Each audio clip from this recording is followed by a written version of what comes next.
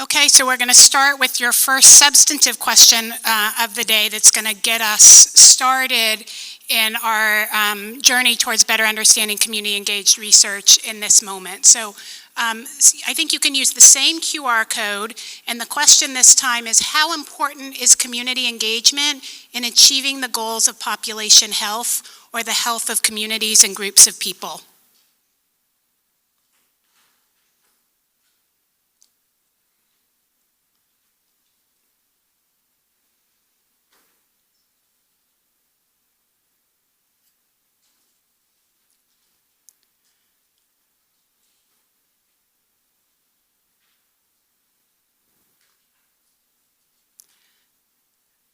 All right, so we look like we have a ton of people in here who are really interested and engaged in doing this work as a strategy towards population health.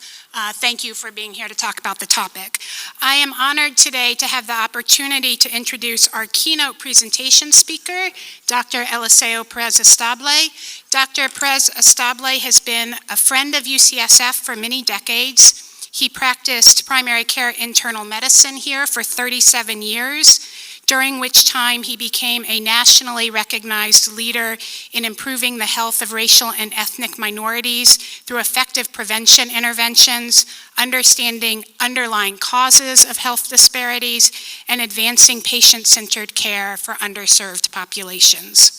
During this time, he served as chief of the Division of General Internal Medicine here and director of the UCSF Medical Effectiveness Research Center for Diverse Populations.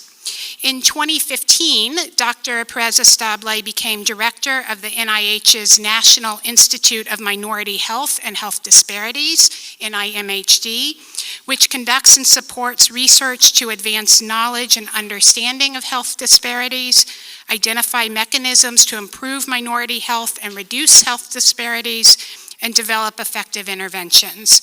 His tenure as director of NIMHD ended in April. I want to thank this opportunity to thank Dr. Perez-Estable for being here with us today to share his insights, for remaining a close friend of UCSF over the last 10 years during his time in Washington, D.C., and in particular for providing career and research mentorship to dozens and dozens of community-engaged investigators over the course of his career. I'm going to turn it over to him now to set the stage for us in terms of where community-engaged research has come from. Thank you.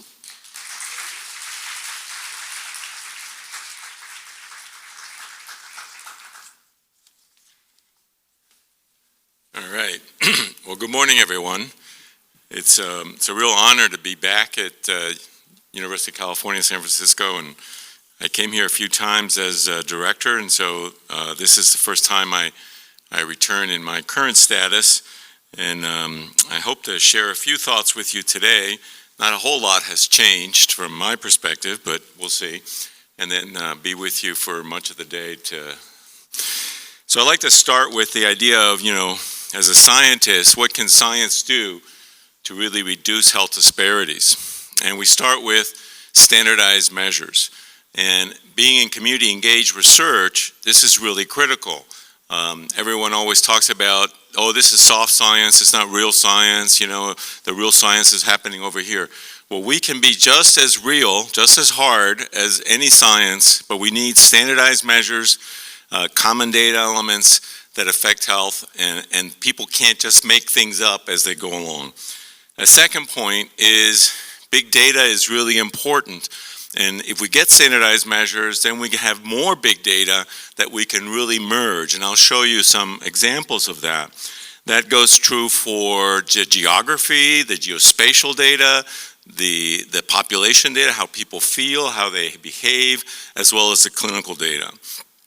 We need to then cultivate these community engagements and build trust for these long-term sustainable relationships. And this is the kind of perspective I think that will win over scientists in all disciplines at NIH, for example, or other academic institutions. We need to implement what we know works to reduce disparities, because a lot of the things that happen that we observe that are different by race and or ethnicity or socioeconomic status are things that we know what to do, and yet we don't do them. And I think that's the challenge, is implementation. And we need continuous support for the scientific and clinical workforce in the field, and that includes a community engagement. Now, for almost 10 years, I was director of the National Institute on Minority Health and Health Disparities, and this is a summary of our perspective on what we think is health disparities research, some of it which got changed or evolved over the course during the pandemic. First, we would say that this identity of race and or ethnicity, which is vague and crude and nobody agrees and is so heterogeneous that we don't really know what to do with, and socioeconomic status or social class are the fundamental pillars that drive health disparities science in the U.S.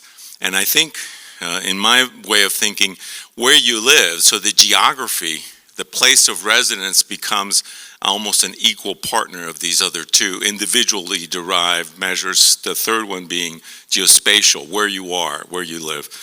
Intersections from these two fundamental pillars, as we call them, with everything else demographically, whether it be sex, gender, age, clinical conditions, a variety of things that you could factor in, other identity about sexual orientation, all interact with these two fundamental pillars. We would propose that these pillars are really relevant on a global scale. And what maybe 25, 30 years ago was in the rest of the world, it's all about social class. It's really become evident that that's not necessarily the case, and that race and or ethnicity do play a major role here as well.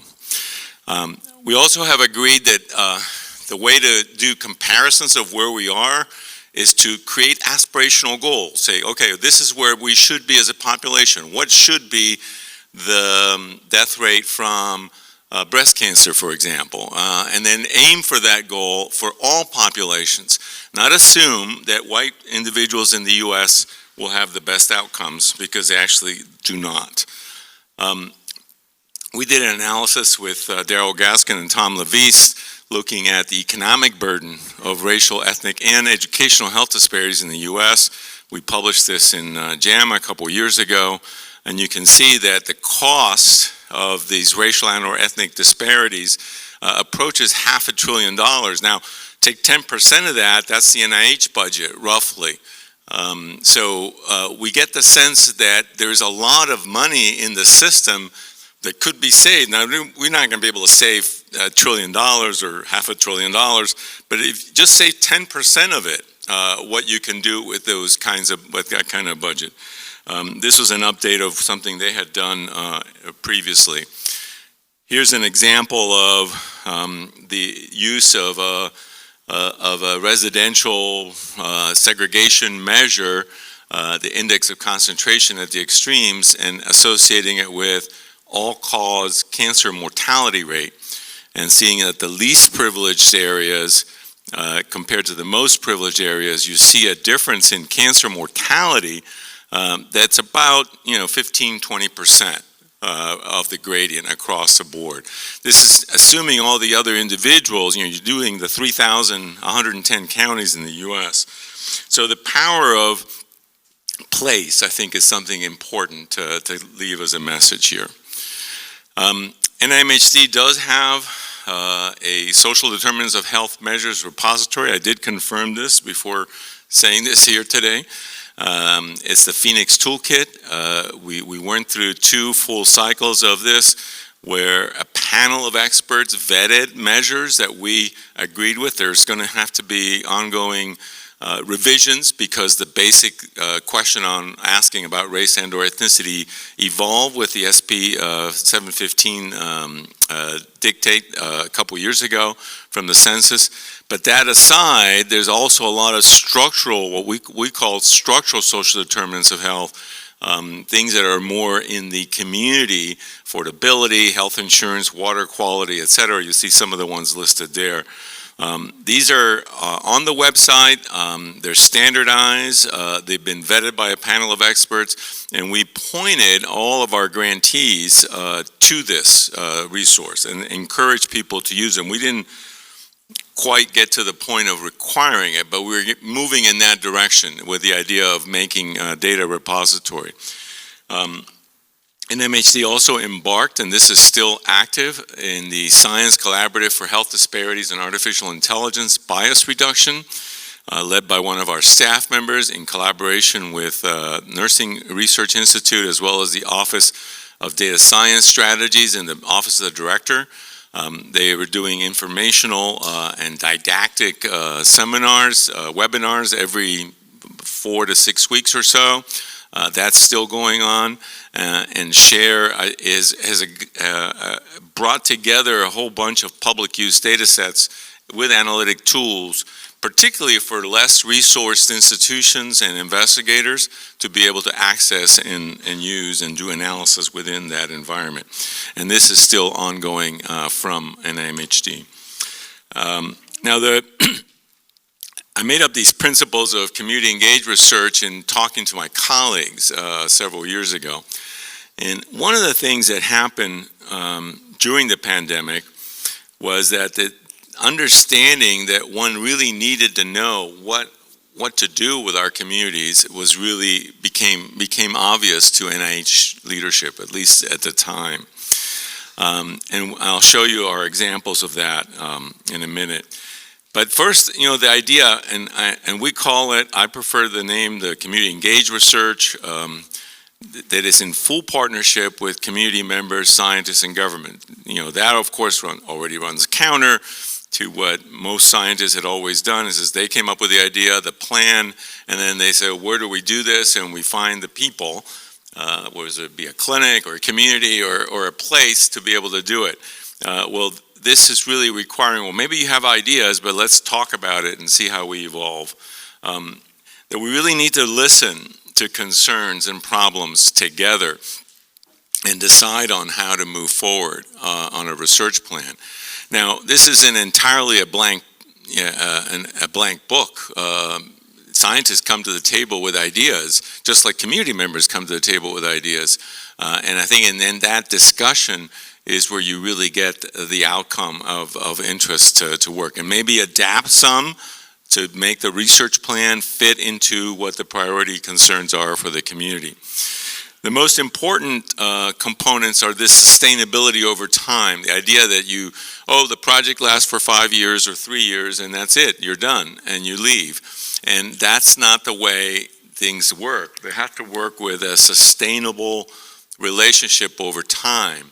Now, you can do that without necessarily having lots of funding. Funding, of course, makes a difference and helps.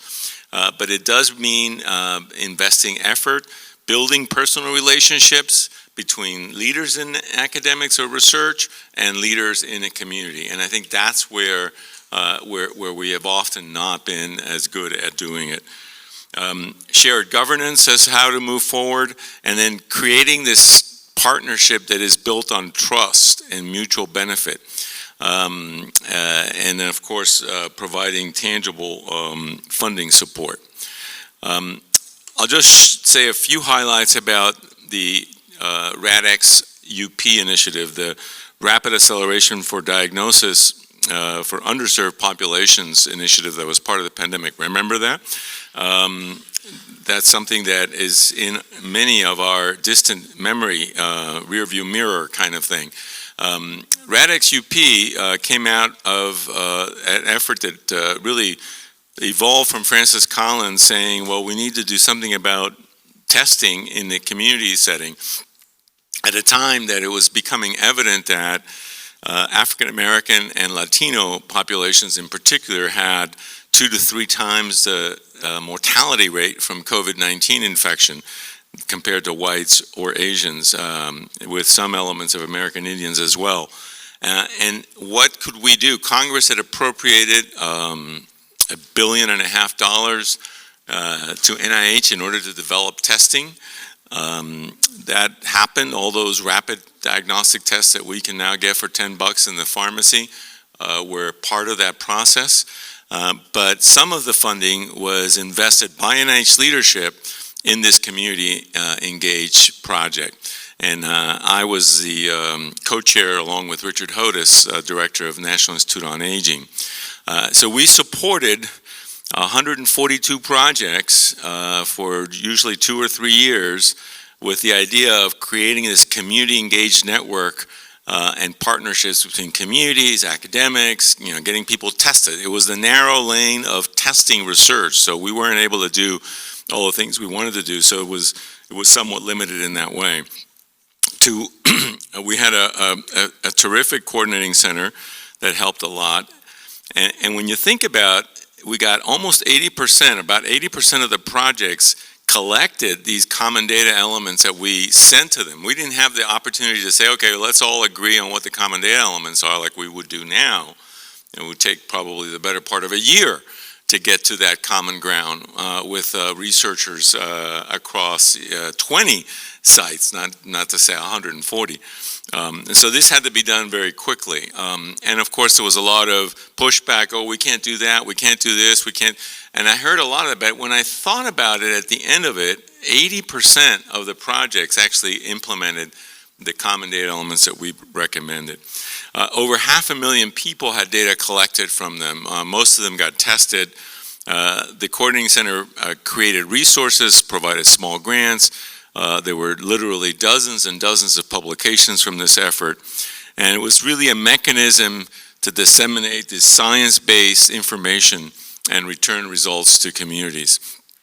This is just the map at the peak of how many locations were funded. There were at UCSF as well as others in California. We were essentially in every state when you think about projects that had recruitment from other states, as well as the U.S. territories and the District of Columbia. And the Coordinating Center, before their funding ended, they did get a termination notice and they got reinstated so they could finish their work, have also been able to pull together the resources that will be housed at NIMHD or NIH for it. Now, the second community engaged effort that NIH launched with the pandemic is SEAL, and SEAL is still very much going. And what SEAL was about was, in addition to RADXUP, which was focused only on testing, it was one of those conversations we had during the pandemic. We were meeting essentially every week to talk with the director of Moderna, the director, the Surgeon General, the Associate Secretary of Health, as well as Dr. Fauci and Dr. Collins, Dr. Gibbons and I. And we talked about this one meeting, and between Gary Gibbons and myself, we came up with some initial seed funding supported by NIH director. And we got literally on the phone calling people that knew how to do community engaged research, that at least had experience in it, to say, we don't really know what's going to happen or how much money there's going to be or what are we really going to be able to do, but we need you. We need to get something started. And that's how SEAL was born. George Mensa came up with the mantra of move at the speed of trust. SEAL was all about COVID for the first, until probably 2023. And has now broadened its scope and shifted to include issues around maternal health, climate health, community engaged primary care research. That's when I left my role, and American Indian Alaska Native Enrichment Initiative, as well as Native Hawaiian Pacific Islander Enrichment Initiative. The website is still active. You can sign up for their newsletters and get a sense of all the things they do. About a quarter of all of the SEAL funding goes directly to community-based organizations, and that is not on. It's not on sort of contractual basis. Sort of each SEAL site is supposed to supervise that. So I'm being a few minutes. NIH also had launched the Community Partnerships to Advance Science. That's down to 6 community organizations leading interventions. This was remarkable in that it was the first time NIH created a research program where the funding went directly to community organizations, and the academic health centers were sort of the consultants or the partners in this context. So it survived at a stripped down version, but it's still going. Let me just walk you through the power of the Institute for Health Metric Evaluation Research Group. This is an example of maternal mortality in the U.S. over those 20 years. Red is higher mortality, since you can't really read the fine print here. And you see that for Black Americans, maternal mortality is concentrated in certain states, and American Indians as well. And that's where you have the biggest problem. It's 1,000 deaths a year. For all the things that we have sweated about and concerned about maternal deaths, it's 1,000 deaths a year. And they exclude drug overdose or suicide and out to a year. Now, with this kind of analysis, you can look at county level mortality by different causes. This is an example in California of Latino and whites, diabetes and kidney disease mortality together. You can see it's higher for Latino, and you can see the counties, mostly not on the coast in the Central Valley, where you see more of these challenges. Briefly, think about what defines an unhealthy neighborhood. Much has been written about residential segregation that built on redlining from the 1930s that led to worse health outcomes. We have pretty solid evidence for that, particularly for Black Americans, but also for Latinos. Almost every city in the U.S. went through residential segregation through redlining. Family wealth is built on property equity in the U.S., and especially true after World War II. And this is the reason why we see this great divergence. It's a matter of building family wealth, and you saw this big difference between the two populations, and multiple data points that involve higher rates of diabetes, cardiovascular disease, etc. But what about perceived neighborhood? If you perceive a neighborhood to have a problem, usually the questions are around litter, traffic, noise, pollution, safety, crime, and then abandoned buildings or empty structures. We did an analysis of the Hispanic Community Health Study with a medical fellow that looked at the perception of neighborhood problems. And this is a research question for us, because we talk about healthy or unhealthy neighborhoods. One of them, what do people feel? What do they perceive? And this is where you get into, well, do we have a measure? There are just these questions that we can ask, and then we create a scale. It's not so straightforward. And there are some findings with neighborhood problems. No real benefit of neighborhood cohesion, for example, from this analysis. So what is a healthier neighborhood? Perceived social cohesion, we didn't see benefits of it. Others have. There is literature on immigrant ethnic enclaves providing cultural protection, sort of language, food, social support. Again, how empirical is that database? There's also adverse issues occurring in ethnic enclaves. The Move to Opportunity experimental study, where you gave single parent, usually females, a voucher to rent a house, subsidize a Section 8 house in another neighborhood that wasn't where they were, showed that it improved the health of the women and pre-adolescents. This was a randomized trial of 6 cities in the U.S. There's higher mortality for poor people living in the East Bay Highlands from the Alameda population study. So if you're poor and you live in a nice neighborhood, doesn't mean you're going to be better off. In fact, there's some data that says that you have worse health. And there is other data that says the benefit of having integrated quote-unquote neighborhoods, and I'm not referring just to race and or ethnicity, but also socioeconomic status within a certain realm. The really wealthy people never want to live with others.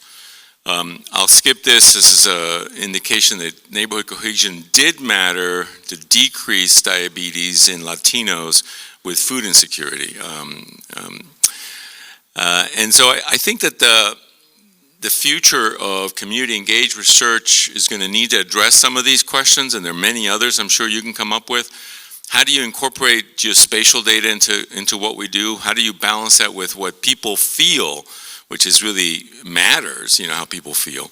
There are the indices, the social vulnerability index, as well as the area deprivation index, one based on census block, one based on census tract. as well as getting individual data sets that are not included in these indices, like walkability index, tree coverage, other things of that type that can be useful in generating. Just a neat example of NIMHD-funded project. This is from the University of Hawaii Research Centers for Minority Institutions, cultivating food sovereignty using backyard aquaponics. It's a traditional way of growing food in Hawaii. And this is also from a grant of ours in local, looking at agricultural fieldwork and children's epigenetic age. And moms who did field work in agriculture, presumably exposed to more chemicals, had a faster epigenetic age acceleration in their kids compared to others. And I think this is from the Madres cohort.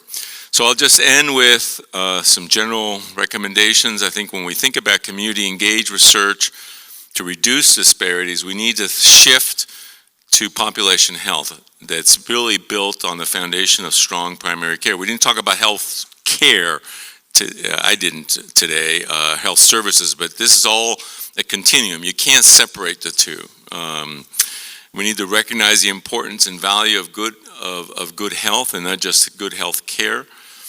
Engage communities in promoting health, whether it be in accessing real food and green and safe places, and then recognize and manage structural discrimination. So thank you for your attention, and if there's time, I'm happy to answer a couple questions. So thank you.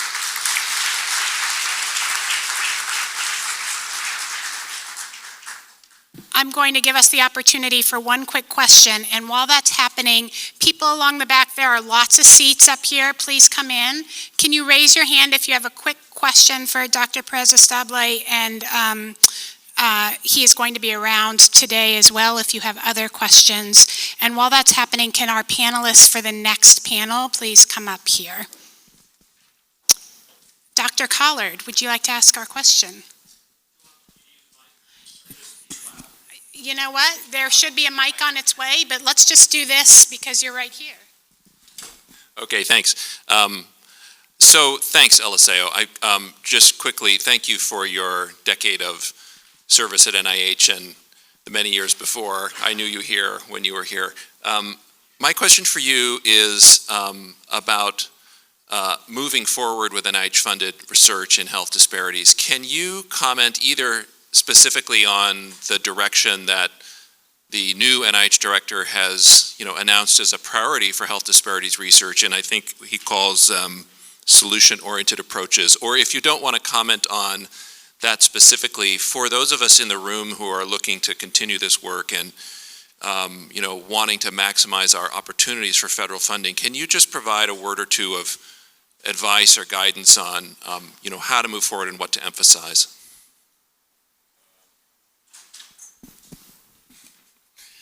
Sure, I'll try. I think it's reassuring to know that Dr. Bhattacharya is saying that health disparities are important. He does write the statement as saying, so we need solutions, we need to do interventions, which is frankly something we had been saying as well for some time. So I'll leave it at that. I'm not so sure that, you can't do research on health disparities. I didn't make this point, but the whole movement against DEI, diversity, equity, inclusion, was driven for a variety of reasons that were politically motivated. And health disparities science was dragged into it. And it wasn't just because they didn't know what they were doing. Some would say they did know what they were doing, or using AI to identify certain words. But I think the field, got these terms confused and got them mixed in a way that made it, a target for this kind of reaction. And I guess Dr. Bhattacharya is trying to say, well, no, we can do science, okay. There are certain things that they don't want to hear, and they are particularly sensitive to being blamed for things. So I'll leave it at that.